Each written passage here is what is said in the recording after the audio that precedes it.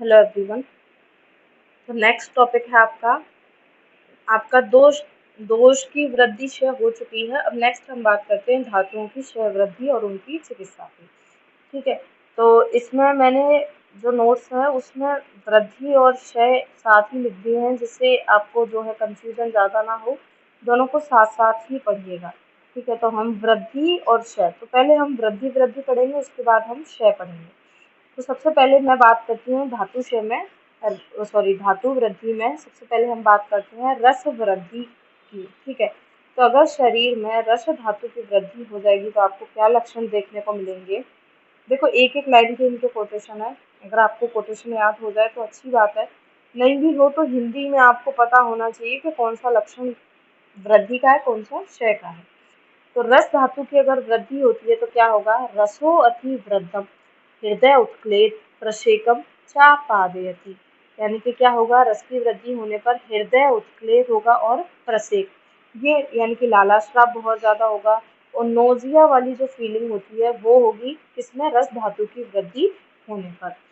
उसी तरीके से अगर रक्त धातु की वृद्धि होती है शरीर में तो क्या होगा, रक्तम रक्त अंगता अक्षिता शिरा पूर्णत्वम। रक्त की वृद्धि हुई तो अंग भी कैसे दिखाई देंगे आपको, रक्त वर्ण के दिखाई देंगे। आंखें भी लाल दिखाई देंगी और शिराएं रक्त से पूर्ण होंगी, क्योंकि रक्त किसके अंदर बहता है, शिराओं के अंदर। इसीलिए शिराएं भी रक्त से पूर्ण आपको दिखाई देंगी।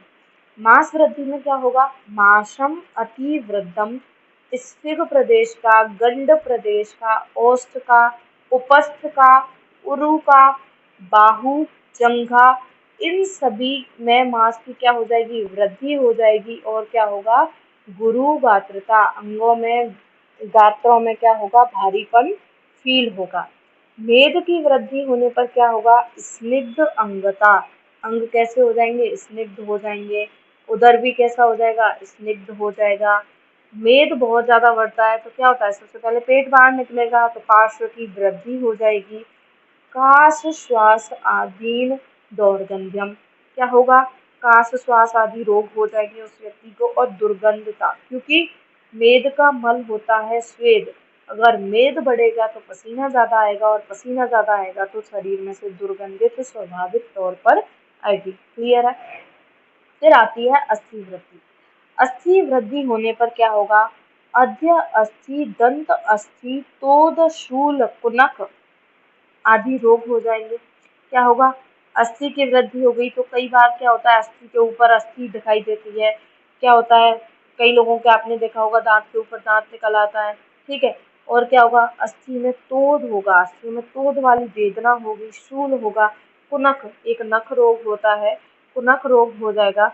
ऐसे रोग आपको दिखाई देने को मिलेंगे अगर शरीर में अस्थि की वृद्धि हुई है तो। मज्जा की वृद्धि हुई है तो क्या होगा, सर्वांग नेत्र गौरव, सभी अंगों में और नेत्र में क्या आ जाएगी, गुरुता आ जाएगी। ठीक है। आपको याद रखना है कि मज्जा का डायरेक्ट कोरिलेशन होता है किससे, नेत्र से। ध्यान रखना है इस बात को, मज्जा का डायरेक्ट कोरिलेशन होता है नेत्र से। अब ऐसा क्यों होता है मैं आपको बताती हूँ। आप ईएनटी पढ़ोगे तो नेत्र के अंदर पटल होते हैं, 6 पटल होते हैं। वर्त्म पटल हो गया, पक्ष में जो वर्त्म, 2 तो वर्त्म पटल हो गए, और फिर होता है एक मांस आश्रित, तेजो आश्रित, मज्जा आश्रित, ऐसा आपने पढ़ा होगा या पढ़ोगे। तो जो पटल होता है, लास्ट की जो लेयर होती है वो मज्जा की होती है। इसीलिए जब भी मज्जा बढ़ेगी तो वो जो पटल होगा उसकी आकृति में भी वृद्धि होगी। इसीलिए क्या होता है, नेत्र में या पूरे शरीर में तो मज्जा है ही अस्थियों के अंदर, तो इसीलिए क्या होता है, नेत्र में गुरुता आती है। तो आपको याद रखना है आज के बाद, कभी भी अगर मज्जा की बात की जाए, चाहे वृद्धि हो चाहे क्षय हो, उसका आंखों पे इफेक्ट आएगा ही आएगा। क्लियर है। फिर आती है शुक्र। शुक्र की वृद्धि हुई तो शुक्र अश्मरी हो सकती है, या शुक्र का शरीर से अति प्रादुर्भाव, बहुत ज्यादा इजैकुलेशन भी आपको देखने को मिल सकता है। फिर आती है आर्तव की बात। आर्तव की अगर वृद्धि हुई तो अंगमर्द होगा, आर्तव की अति प्रवृत्ति होगी और दुर्गंधता, क्योंकि उसमें जो है वो रक्त बाहर आएगा, इसलिए क्या है, दुर्गंधता भी वहां देखने को मिलेगी। तो इम्पोर्टेंट बात, दुर्गंधता लक्षण आपने 2 के अंदर देख लिया, मेद वृद्धि और आर्तव वृद्धि के अंदर। ये अभी नहीं पूछे जाएंगे आपसे, फाइनल में कोई नहीं पूछेगा, यहाँ से केवल 2 मार्क्स का क्वेश्चन आएगा। फाइनल में तो आपके कोई भी आपसे क्षय या वृद्धि का कोटेशन आपसे पूछा जा सकता है। लेकिन एआई पीजीटी में ऐसे क्वेश्चन होते हैं कि निम्न में से दौर्गंध्य लक्षण है, फिर ऑप्शन आएंगे आपके पास मेद वृद्धि, आर्तव वृद्धि, दोनों या कोई नहीं, तो आंसर आएगा दोनों। क्लियर है। फिर उसके बाद आता है स्तन्य वृद्धि। स्तन्य वृद्धि होगी तो क्या होगा, स्तन्योरापीनत्वम मुहुर्मुहुर प्रवृत्ति प्रोदम। अच्छा, स्तनों में क्या होगा, भारीपन होगा, ठीक है। और क्या होगा, बढ़ रहा है स्तन तो क्या होगा, धीरे धीरे स्तन की प्रवृत्ति स्वतः प्रवृत्ति होगी, और क्या होगा, वेदना होगी, तोद होगा। ध्यान रखिएगा। तो ये जो थे वो वृद्धि के थे। फिर मल वृद्धि की भी साथ ही बात करती हूँ मैं। अगर शरीर में पुरुष की वृद्धि होगी तो क्या होगा, आटोप लक्षण आएगा। इंपॉर्टेंट है आटोप लक्षण किसमें आता है, पुरुष वृद्धि में। पुरुषम आटोपम कुक्षौ शूलम। पुरुष बढ़ेगा तो क्या होगा, आटोप होगा, क्योंकि पुरुष बढ़ेगा तो वायु भी बढ़ेगी, और वहां पे क्या होगा, वायु ऊपर की ओर जाएगी तो आटोप होगा, और कुक्षी में शूल करेगी। क्लियर है। फिर आती है मूत्र वृद्धि। मूत्र वृद्धि में क्या होगा, मुहुर्मुहुर प्रवृत्ति, धीरे धीरे मूत्र की प्रवृत्ति होगी। बस्ती तोदम आत्मानम च। अब इम्पोर्टेंट क्यों बोला, सुनना ध्यान से। केवल आपसे आत्मान लक्षण पूछा जाए मूत्र वृद्धि का, आटोप लक्षण पूछा जाए पुरुष वृद्धि का, ठीक है। केवल तोद, सुनना ध्यान से, वापस से रिपीट कर रही हूँ। केवल आपसे पूछा जाए तोद लक्षण है और ऑप्शन हो मूत्र वृद्धि, स्तन्य वृद्धि, पुरुष वृद्धि, श्वेत वृद्धि, तो आंसर जाएगा स्तन्य वृद्धि, केवल तोद आए तो, ठीक है। लेकिन अगर बस्ती के साथ तोद लिखा हुआ आए तो फिर लक्षण किसका है, मूत्र वृद्धि का। तो मूत्र वृद्धि में क्या होगा, बस्ती में तोद होगा और आत्मान होगा। मैंने जो भी क्वेश्चंस आते हैं पीजीटी में साथ साथ बता रही हूँ, डिपेंड आप पे करता है कि आप कितने ध्यान से उसको सुन रहे हैं, ठीक है ना। फिर है स्वेद वृद्धि।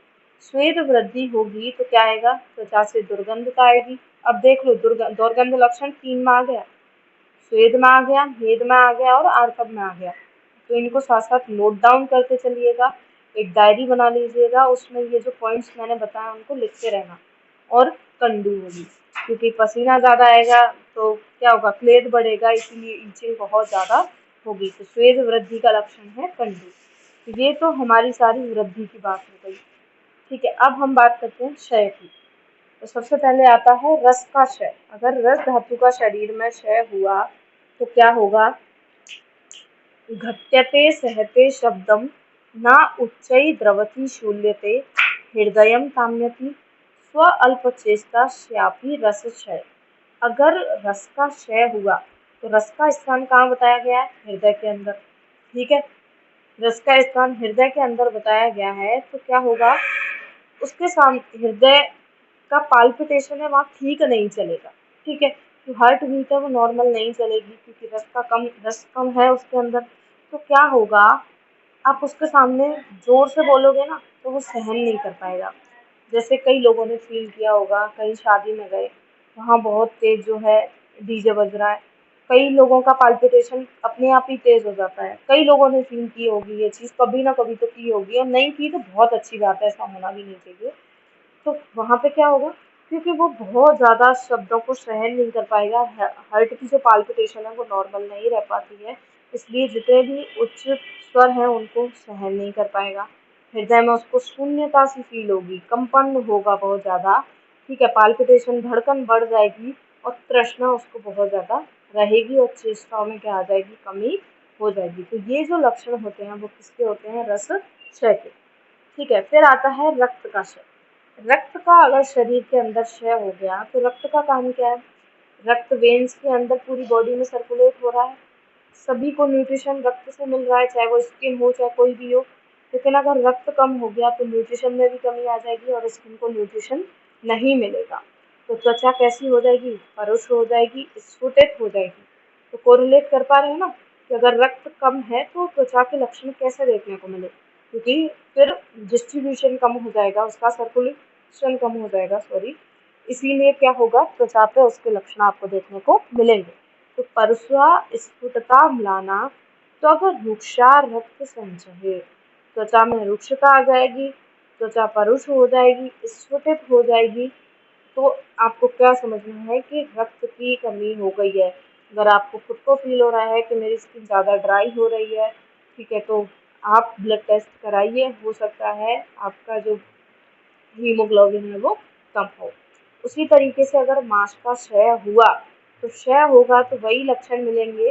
जैसे वृद्धि में जिन जिन स्थानों पर मांस बढ़ रहा था ना, वहाँ का मांस कम हो जाएगा। तो स्फिक का, गंड का, औष्ठ का, उपस्थ का, उरु का, वक्ष का, कक्षा, पिंडिक, पिंडिक जो पिंडिकाएं हैं उनका, उदर का, ग्रीवा का, इन सभी के अंदर मांस कम हो जाएगा। तो इन सभी में क्या आ जाएगी? शुष्कता। सभी सूख जाएंगे क्योंकि मांस ही नहीं है। वृक्षतोदौ, वृक्षता आ जाएगी, तोद होगा। किसमें? पिंडकाओं और स्थानों पर क्या होगा? तोद होगा, क्योंकि मांस नहीं है, मांस की कमी है, तो वायु बढ़ जाएगी, वायु को जगह मिल जाएगी, तो वहाँ तोद होगा। गात्रों में सदन होगा। और वेरी वेरी वेरी इंपॉर्टेंट, धमनी शैथिल्य, बहुत बार पूछा गया है एआईपीजीटी में, ये मान के चलिए आप हर साल ही रिपीट होता है। धमनी शैथिल्य किसका लक्षण है? मांस क्षय का होता है।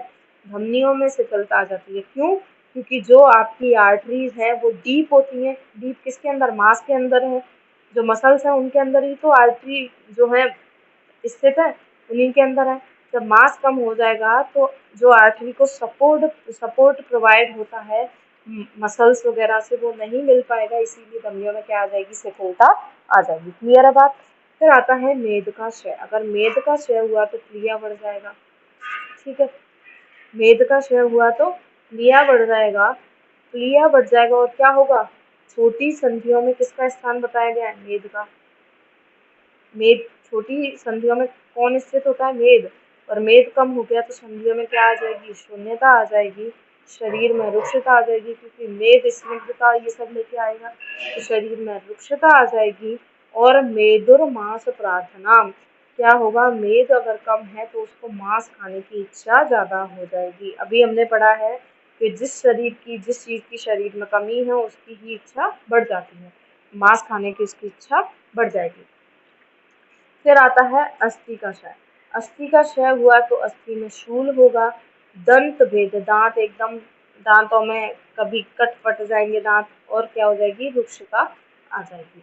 या फिर दूसरा भी आप देख सकते हो, केश लोम नख अश्रु द्विज प्रपर्तनम श्रमा गेयम अस्थि क्षय लिंगम संधि शैथिल्य में बचा। ठीक है, अब एक चीज थोड़ा ध्यान से सुनिएगा। मैंने कल आपको बताया था संधि शैथिल्य किसके अंदर? कफ के क्षय के अंदर। ध्यान होगा आप सभी को, कफ के क्षय के अंदर मैंने आपको संधि शैथिल्य बताया था। एक बार और देख लेते हैं। हाँ, कफ के क्षय के अंदर संधि शैथिल्य बताया था। तो ये जो कफ के अंदर संधि शैथिल्य, और इधर किसने बताया है? अस्थियों में, अस्थियों का लक्षण बताया संधि शैथिल्य। तो ये दोनों ही आपको याद रखने हैं कि अस्थि क्षय का भी लक्षण संधि शैथिल्य है और कफ क्षय का भी लक्षण संधि शैथिल्य है। लेकिन आचार्य सुश्रुत ने संधि शैथिल्य कफ क्षय के अंदर बताया है, और आचार्य चरक ने संधि शैथिल्य अस्थि क्षय के अंदर बताया है। वापस रिपीट कर रही हूँ, संधि शैथिल्य अकॉर्डिंग टू आचार्य चरक, ऐसे क्वेश्चन पूछा जाए तो वहाँ आप कफ क्षय नहीं करके आओगे, वहाँ आप अस्थि क्षय करके आओगे। एंड संधि शैथिल्य अकॉर्डिंग टू आचार्य सुश्रुत कफ क्षय के अंदर आएगा। क्लियर है? ध्यान रखिएगा किस आचार्य ने संधि शैथिल्य किसके अंदर बताया है। क्लियर है? तो अस्थियों का अगर क्षय हो गया तो अस्थियों के जो डेरिवेटिव हैं, केश है, लोम है, नख है, और जो दाढ़ी के बाल हैं, दांत हैं, ये सारे क्या हो जाएंगे? गिरने लग जाएंगे। ठीक है, तो और क्या होगा? संधियों में शिथिलता आ जाएगी। फिर आता है मज्जाक्षय। मज्जाक्षय में क्या होगा? शीर्यन्ति एव च अस्थिनि दुर्बलानि लघूनि च प्रततम वात रोगाणी शीणे मज्जानी देहिना। देह में क्या आ जाएगी? एकदम दुर्बलता आ जाएगी, लघुता आ जाएगी, अस्थियों में दुर्बलता आ जाएगी। ठीक है, अस्थियां, इनमें दुर्बलता आ जाएगी, और क्या होगा? वात रोग हो जाएंगे। क्यों होंगे? क्योंकि मज्जा का स्थान अस्थियों के अंदर बताया गया है, और अस्थि का डायरेक्ट कोरिलेशन वात से होता है। जब मैं आपको आश्रय आश्रयी भाव बताऊंगी तब बताऊंगी ये चीज। तो जब भी शरीर में मज्जा की कमी होगी, खाली स्पेस आ जाएगा अस्थियों के अंदर, वहाँ वायु आ जाएगी, इसीलिए वात रोग से व्यक्ति पीड़ित हो जाएगा। क्लियर है। फिर आता है शुक्र क्षय। शुक्र का क्षय हुआ तो शरीर में दुर्बलता होगी, मुख सूखेगा, मुख शोषाश्च, मुख सूखेगा। ठीक है, क्योंकि क्या चल रहा है, क्षय चल रहा है, और जब भी क्षय होता है तो वात की वृद्धि होगी और वायु बढ़ करके क्या करेगी, मुंह को सुखा देगी, तृष्णा उत्पन्न करेगी उस व्यक्ति के अंदर, पांडुत्वम। अब आप ये सोच के चलिए, जब शुक्र का ही क्षय हो रहा है तो शुक्र का क्षय क्यों हो रहा है, क्योंकि बाकी धातुओं का भी क्षय है, तो शरीर में रक्त की भी कमी होगी, तो शरीर में क्या हो जाएगी, पांडुता आ जाएगी, सदन रहेगा, श्रम रहेगा, और शुक्र की कमी होगी तो व्यक्ति कैसा होगा, क्लैब्य होगा, उसके संतान उत्पन्न नहीं होगी। और शुक्र अविसर्ग, शुक्र का विसर्ग नहीं हो पाएगा, एजैकुलेशन नहीं होगा, क्षीण शुक्रस्य लक्षणम। ये लक्षण किसके बताए गए हैं, शुक्र क्षय के। अगर आर्तव का क्षय आपको देखने को मिलता है तो यथा उचित काल अदर्शन अल्पता, जिस समय आर्तव आना चाहिए था उस समय आर्तव नहीं आएगा, या फिर आया तो बहुत कम आएगा, अल्प आएगा। जैसे 3 to 5 डेज का साइकिल होना चाहिए, नहीं आया, एक ही दिन आया, 2 दिन ही आया, और क्या होगा, योनि में वेदना होगी। तो याद रखना है, योनि वेदना और यथाउचित काल में अदर्शन, यानी कि आर्तव नहीं आएगा। स्तन का अगर क्षय हुआ स्तन्य का, तो स्तन्यों में म्लानता, मिलानता आ जाएगी। क्या होगा, स्तन्य असंभवो अल्पता, और जितना स्तन्य आना चाहिए था उतना नहीं आएगा। फिर आता है पुरीश क्षय। पुरीश का क्षय होगा तो क्या होगा, देखिए मैंने अभी आपको बोला कि जहाँ भी मैं क्षय की बात करूंगी वहाँ आपको ऑटोमेटिकली समझ आना है कि शरीर में वायु बढ़ जाएगी। अब पुरीश का क्षय नीचे हो गया, वायु बढ़ गई। अब जहाँ वायु बढ़ जाएगी तो वायु के अंदर इतना पेशेंस नहीं है, ये बढ़ी है तो अपने ही स्थान पर शांति से बैठी रहे, नहीं बैठेगी, ये जाएगी ऊपर की ओर। ठीक है, ये ऊपर की ओर जाएगी, पक्वाशय से ये डायफ्राम पे आ गई, फिर ये हृदय के पास, सिर में, सब जगह जाएगी। जहाँ जहाँ जाएगी वहाँ वहाँ ये पीड़ा करेगी। तो क्या होगा, अगर पुरुष का क्षय होगा यानी कि वो स्थान खाली हो गया, वहाँ पर वायु आ गई, वायु आ गई, उसने ऊपर की ओर चलना शुरू कर दिया। तो हृदय पार्श्व पीड़ा, वेरी इंपॉर्टेंट लक्षण क्या है, पूछा जाता है यही पीजीटी में, हृदय पार्श्व पीड़ा किसका लक्षण है, पुरीश क्षय का। और क्या होगा, सशब्दस्य, पुरीश अगर आया भी तो शब्द के साथ आएगा, क्योंकि वायु बढ़ी है और शब्द उत्पन्न कौन करता है, वायु ही करती है, और वायु का ऊर्ध्वगमन होगा और वायु का कुक्षी में संचरण होगा। तो ध्यान रखना है, पुरीश क्षय का जो लक्षण है इम्पोर्टेंट है, आपसे 2 मार्क्स के अंदर काय चिकित्सा के पेपर में भी पूछा जा सकता है। फिर आता है मूत्र क्षय। अब जब मूत्र है ही नहीं तो आएगा कहाँ से, इसीलिए मूत्र प्रक्ष हो जाएगा, मूत्र जो है निकालने में उत्सर्जन में उसको कठिनाई आएगी। मूत्र वैवर्ण्य, आपने कई बार देखा होगा कि पानी बहुत कम पीते हैं तो यूरिन जो है बहुत ज़्यादा डार्क येलो आता है, तो उसमें विवर्णता आ जाती है, उसका जो कलर आना, क्योंकि यूरिन का फॉर्मेशन प्रॉपर तरीके से नहीं हुआ, तो वहाँ पर मूत्र का जो डिसकलरेशन हो जाएगा, जो नेचुरल उसका वर्ण होना चाहिए था वैसा नहीं रहेगा। ठीक है, क्योंकि उसका निर्माण प्रॉपर तरीके से नहीं हो रहा है। फिर क्या होगा, पिपासा। पिपासा क्यों होगी, क्योंकि शरीर में पानी की कमी है, पानी की कमी है इसीलिए यूरिन का क्या हो गया है, क्षय हो गया है। तो उसके लिए जो है कंपनसेटरी मैकेनिज्म चलेगी, तो क्या होगा, तृष्णा या पिपासा उत्पन्न होगी और मुख बार बार सूखेगा। अब एक लक्षण ध्यान से सुन लीजिएगा, मुखम च परिशुष्यति पूछा जाए तो मूत्र क्षय है, और मुख शोषाश्च पूछा जाए तो शुक्र क्षय। इम्पोर्टेंट है, एग्जाम में पूछा जा सकता है, इसीलिए ध्यान रखिएगा। केवल मुख शोषाश्च आए तो शुक्र क्षय का है, मुखम च परिशोष्यति आए तो किसका है, मूत्र क्षय का। क्लियर है। फिर आता है श्वेद क्षय। अगर श्वेद का क्षय हुआ तो स्तब्ध रोमकूपता, पेट कहाँ से आता है, रोमकूपों से आता है, तो रोमकूपों में स्तब्धता आ जाएगी, त्वचा सूख जाएगी। अब मान लो जो स्किन है उसका जो, उसको आर्द्रता कहाँ से मिल रही है, पसीने से मिल रही है, स्वेद से मिल रही है। ठीक है, तो स्किन एकदम रूखी रूखी हो जाएगी। अगर स्वेद ही कम हो गया तो स्किन क्या हो जाएगी, सूखी हो जाएगी, तो त्वचा में शोष हो जाएगा, स्पर्श में विगुड़ता आ जाएगी। व्यक्ति को फील ही नहीं होगा कब ठंडा लग रहा है, कम गर्म लग रहा है, मतलब सही तरीके से उसको ज्ञान नहीं होगा, स्पष्ट में विगुणता आ जाएगी, उस वेद का क्या हो जाएगा, नाश हो जाएगा। तो ये जो लक्षण है वो है श्वेद क्षय का। तो इस तरीके से आपके धातु और मल की क्षय और वृद्धि के लक्षण कंप्लीट होते हैं। अब हम पढ़ेंगे इसका चिकित्सा सूत्र। चिकित्सा सूत्र बता चुकी हूँ मैं ये आपको पहले। करना क्या है, अब आपको ये ध्यान से सुनिएगा कि मान लो अगर दोष की या धातु की या मल की, तीनों में से किसी की वृद्धि हो रही है, तो जो आचार्य सुश्रुत ने जो चिकित्सा सूत्र बताया है, दोषा क्षीणा व्यंग हित्वा, कम हो रहे हैं तो बढ़ा दो, कुपित हैं तो प्रशमन करा दो, बढ़ रहे हैं तो बाहर निकाल दो, और सम है तो परिपालन कराओ। तो अगर बढ़े हुए हैं दोष धातु मल तो उनकी ह्रास करा दो, कमी करा दो। अगर क्षीण है, कमी हो रही है, क्षय हो गया है, तो वृद्धि करवा दो। आवृत दोषों के आवरण को दूर कर साम्यावस्था में लाने का प्रयास करें। मान लीजिए कि वात है, उसको पित्त ने आवृत कर रखा है, तो पहले आप पित्त को हटाइए, तभी तो आप वात की चिकित्सा कर पाओगे, तभी तो आप वात की चिकित्सा करोगे।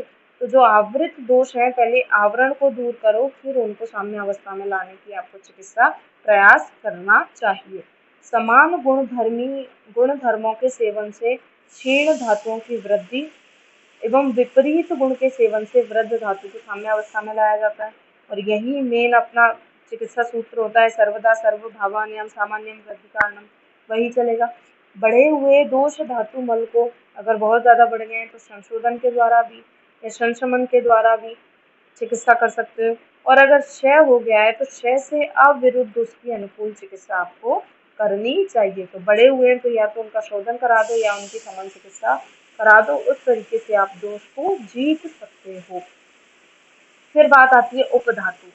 उपधातु में जैसे अगर स्तन्य का क्षय हो गया है, तो अगर कफ बढ़ेगा तो स्तन्य अपने आप बढ़ जाएगा, क्योंकि स्तन्य और कफ के गुण समान समान होते हैं।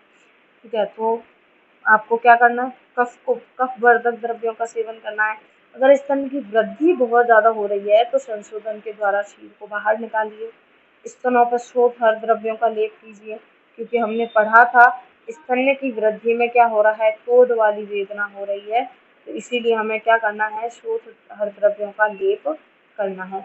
आर्तव का अगर क्षय हो गया है तो आपको संशोधन कराना है और आग्नेय द्रव्य देने हैं, क्योंकि आर्तव क्या होता है, आर्तवम आग्नेयम, आग्नेय होता है, और अगर उसकी कमी है तो आपको आग्नेय द्रव्य दे के पित्त को बढ़ाना है, जिससे आर्तव की वृद्धि हो सके। क्लियर है।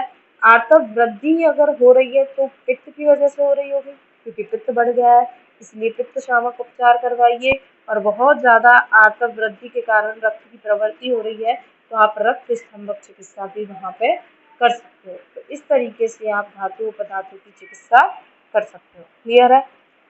तो ये आपके दोष धातु मल ये सारा कंप्लीट होता है। उसके बाद हम नेक्स्ट टॉपिक शुरू करेंगे अगली क्लास में। Thank you.